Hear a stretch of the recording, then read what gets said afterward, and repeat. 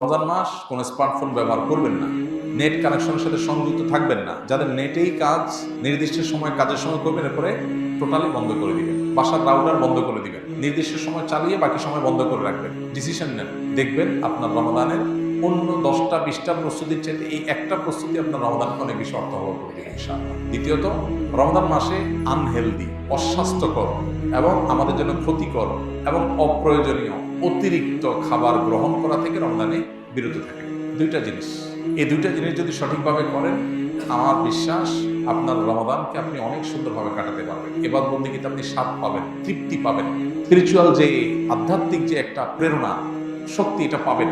এই যে চোখের জেনা হয়, ডোপামিন সোশ্যাল মিডিয়াতে একটার পর একটা আনন্দ, বেদনা, হাসি, বিভিন্ন ইস্যুগুলো আমাদের মনোযোগকে বিভিন্নভাবে বিক্ষিপ্ত করে ফেলে। এরপরে ইবাদতে মনোযোগ হয় না, না তারাবিতে মজা পাই, না রোজাতে, না তাহাজ্জুদে, না দোয়াতে, না তেলাওয়াতে কোনো মজা পাই। এগুলো থেকে আপনার সঠিক সুফলটা পেতে হলে আপনাকে নিয়ন্ত্রণ করতে হবে দুটা জিনিস। অনেক জিনিসের খোলাসা দুটা জিনিসের মধ্যে চলে আসবে।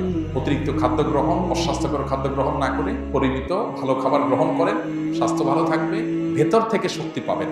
আর খাবার যখন এলোমেলো হবে, ওটা মানুষের আধ্যাত্মিক শক্তিকে ধ্বংস করে দিবে। এবং তার সাথে মোবাইল ফোনের নিয়ন্ত্রণ, এই দুইটা জিনিস ডিসিশন নেন এবং আপনি লিখে রাখেন, ইনশাআল্লাহ হবে ইদিন আপনার জীবনের শ্রেষ্ঠ রমজান আপনি কাটাতে পারবেন। এই দুইটা প্ল্যান করা হবে। আল্লাহ আমাদেরকে তৌফিক দান করুন।